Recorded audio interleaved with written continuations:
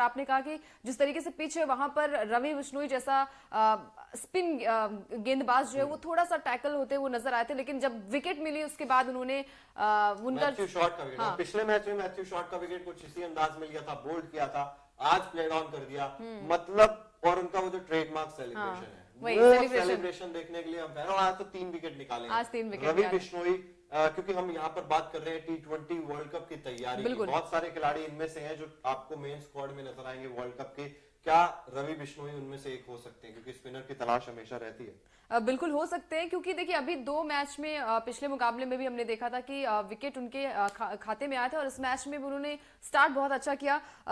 32 run दिए और 3 wicket चटकाए। मैं कहूंगी अर्शदीप थोड़ा महंगे साबित हो रहे हैं, 46 रन दिए उन्होंने और 1 विकेट चटकाया। तो स्टार्टिंग जब उनको मिलता है, बॉल मिलती है, तो थोड़ा सा वो ज्यादा पिटाई उनकी होती है और डेथ ओवर्स में भी पिटाई होती है, धार नजर नहीं आती, बिल्कुल लेफ्ट आर्म पेसर का वो खूंखार सा, और वो कॉन्फिडेंस भी नजर नहीं आता, चिराग कॉन्फिडेंस भी नजर नहीं आ रहा। बिल्कुल ठीक बात है। अर्शदीप सिंह, क्योंकि हम बात कर रहे थे T20 क्रिकेट लगातार वो खेलते हैं, इंडिया के लिए बहुत सारे मैचेस खेल चुके हैं, लेकिन अर्शदीप सिंह वैसे साबित नहीं हो रहे जैसे उनसे उम्मीद की जाती है अंकिता। बिल्कुल, और अर्शदीप की अगर मैं बात करूं तो इन्होंने 46 रन दिए और 1 विकेट इन्होंने अपने नाम किए। वहीं प्रसिद्ध कृष्णा जो कि वर्ल्ड कप का स्क्वाड लास्ट में एडम जैम्पा का विकेट, एडम जैम्पा का वो भी एक ऐसे मतलब बॉलर का विकेट उन्हें मिला है, तो शायद अर्शदीप सिंह को विचार विमर्श करने की जरूरत जरूर होगी। हमारे साथ लोग काफी सारे जुड़े हुए हैं, मैं चाहता हूं आप लोग भी कमेंट जरूर कीजिए, कमेंट बॉक्स में आप लोग भी बताइए आपको क्या लगता है आज जीत का हीरो कौन था। रिंकू सिंह के बारे में आप क्या कहेंगे, रवि बिश्नोई के बारे में आप क्या कहेंगे, जरूर बताइए कमेंट बॉक्स में। आपको क्या लगता है कि कौन होगा,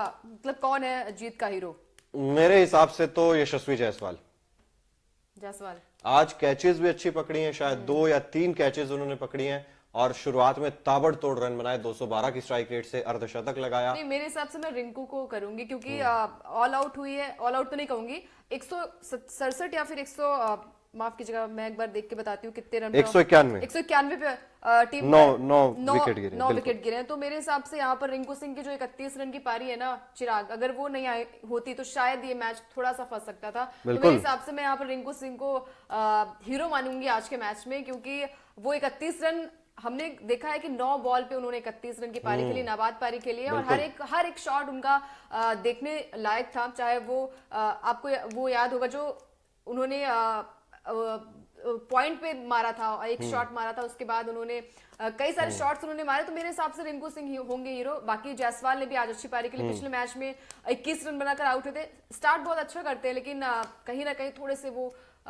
स्टार्टिंग में थोड़े से फंसते हुए नजर आते हैं। बिल्कुल, गणेश सैनी जी कह रहे हैं 7 बजे ऑफिशियल हो गया, हार्दिक ट्रेड हो गया मुंबई में, कैमरन ग्रीन बेंगलोर में हो गए हैं मैम ट्रेड, हमने खबर बता दी है, आप न्यूज नेशन स्पोर्ट्स पर जाकर चेकआउट कर सकते हैं, हमने वो खबर दे दी है कि हार्दिक पांड्या मुंबई चले गए हैं। देखिए अभी बात हो रही है T20 सीरीज की सेकंड मैच की, और टीम इंडिया ने ये मुकाबला जीत लिया है 44 रनों से, 2-0 की अजय बढ़त यहाँ पर टीम इंडिया की। अजय तो नहीं कहेंगे, लेकिन फिर भी 3 मैच अभी और बचे हुए हैं, लेकिन उम्मीद यही करते हैं कि 5-0 से, मतलब क्लीन स्वीप के इरादे से टीम इंडिया उतरेगी। लेकिन फिर भी तसल्ली कब मिलेगी? सूर्य कुमार यादव, इस खिलाड़ी के बारे में कैप्टनसी जिस तरीके की है अंकिता सूर्य कुमार यादव ने भी, और ओडीआई में जब जाते हैं पता नहीं क्या हो जाता है, T20 में आते हैं पहली गेंद पर छक्का मारते हैं, और मतलब एक अलग ही सूर्य कुमार यादव दिखाई देता है T20 में। बिल्कुल, मैं भी यही कहूंगी कि एक अच्छे बल्लेबाज वो है, लेकिन अगर आप ओडीआई में अच्छी बल्लेबाजी करते हैं या फिर टेस्ट मैच में अच्छी बल्लेबाजी करते हैं तो शायद आप, क्योंकि T20 एक ऐसा फॉर्मेट है चिराग जहां पर आपको बहुत थोड़ी सी बॉलें मिलती है, वहां पर हम कहीं ना कहीं थोड़े से कम जज करते हैं किसी भी बल्लेबाज को। अगर मैं सूर्य कुमार यादव की बात करूं तो ओडीआई में क्या ही हो जाता है उनको, या फिर पिच ऐसी होती है, या फिर वो माइंड मेकअप नहीं करके आते हैं। T20 में एक अलग माइंड मेकअप होता है किसी बल्लेबाज का। तो उम्मीद यही है कि सूर्य कुमार यादव को लगातार मौके मिल रहे हैं तो ओडीआई में भी एक अच्छा प्रदर्शन करें, क्योंकि हमने देखा है कि T20 में हर एक मैच में उन्होंने अच्छा प्रदर्शन किया है। आज के मैच में थोड़ी सी मैं कहूंगी कि बल्लेबाजी उनकी ठीक नहीं थी, लेकिन बाकी और बल्लेबाजों की तारीफ करनी बनेगी, चाहे वो जायसवाल हो, गायकवाड़ हो, या फिर ईशान किशन हो। ईशान किशन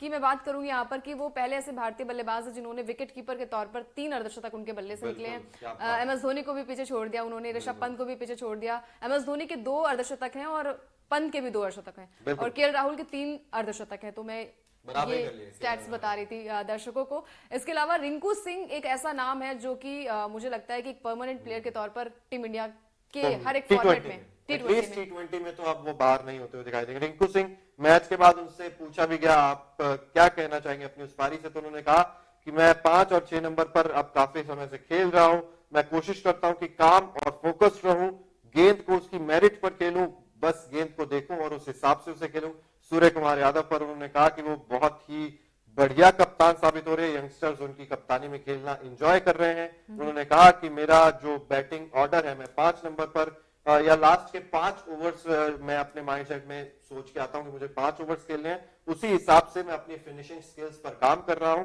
और मैं अपने नेक्स्ट सेशन में भी सेम माइंडसेट के साथ बल्लेबाजी कर रहा हूं। मतलब अंकिता की रोल क्लियर है और जो रोल दिया गया है रिंकू सिंह पर, उस पर बखूबी, और मेन चीज जो उन्होंने कही काम और कंपोज,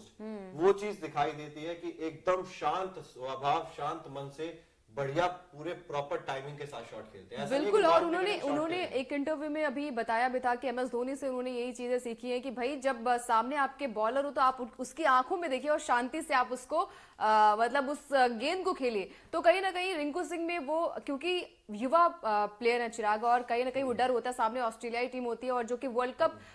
खेल कर आ रही है, तो थोड़ा सा प्रेशर भी होता है, लेकिन जिस तरीके से वो टैकल करते हैं लगता नहीं है कि कोई अभी का बल्लेबाज है, ऐसा लगता है कि गणेश सैनी जी कह रहे हैं कि T20 वर्ल्ड कप जब जीतेंगे और वहां ऑस्ट्रेलिया को हराएंगे तब हार का बदला पूरा होगा। बिल्कुल, कोशिश तो हमारी यही रहेगी कि जो टीम जिस तरीके से प्रदर्शन कर रही है यही प्रदर्शन वहां पर भी देखने को मिले, लेकिन वहां पर कंगारू की टीम चिराग कुछ ऐसी हो जाती है कि उन्हें आउट करना मुश्किल नामुमकिन सा लगता है। लेकिन आज के मैच में मैं ये कहूंगी कि 235 रन भले ही टीम इंडिया ने बनाए, लेकिन आगे के मैच में भी ध्यान देना होगा, वर्ल्ड कप को मद्देनजर ध्यान देना होगा कि भाई T20 फॉर्मेट में ये मैच होगा, वहां पर किस तरीके से टीम इंडिया के बल्लेबाज, मैं कहूंगी कि चिराग की यहाँ पर बल्लेबाजी अच्छी हो रही है, लेकिन कहीं ना कहीं गेंदबाजी थोड़ी सी वीक नजर आई। बिल्कुल नहीं वीक का अंकिता ये भी चीज देखनी होगी हमें कि पहली पारी में ही हमने देखा कितनी ज्यादा ड्यू आ गई थी। ऑस्ट्रेलिया के गेंदबाज बार बार वो टॉवल से बार बार गेंद को सुखा रहे थे और सेकंड इनिंग्स में तो और ज्यादा ड्यू आ गई थी। लेकिन अंडर इतनी ज्यादा ड्यू के बाद भी इंडियन जो स्पिनर्स हैं, खासतौर पर मैं स्पिनर्स की बात करूं, चाहे अक्षर पटेल चाहे रवि बिश्नोई, उन्होंने टप्पा पकड़ के गेंदबाजी की है। और ऐसा नहीं है कि बहुत ज्यादा रूम दे रहे हैं या बहुत ज्यादा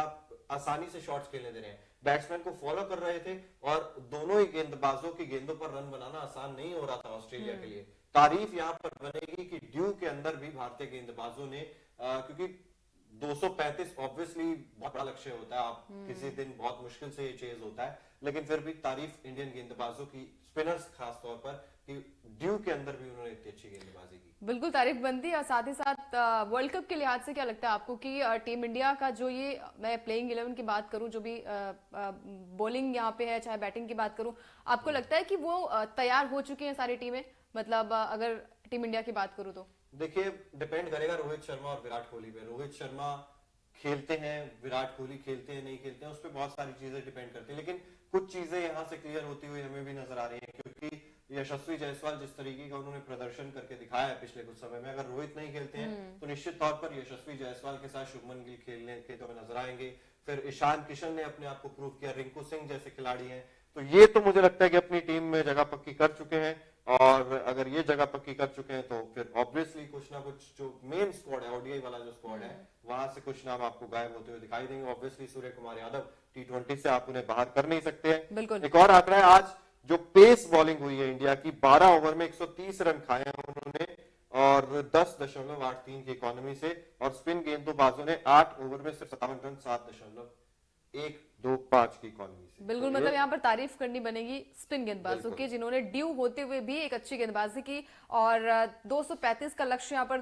देखने को मिला था, लेकिन वहां पर टीम इंडिया के गेंदबाजों ने जिस तरीके से गेंदबाजी की है, चाहे बिश्नोई हो, कृष्णा हो, जिन्होंने 3 विकेट अपने पाले में लिए, और मैं बात करूंगी यहाँ पर अर्शदीप की। अर्शदीप हर बार, क्योंकि इंटरनेशनल मैच वो खेल चुके हैं, लेकिन फिर भी वो धार नजर नहीं आते।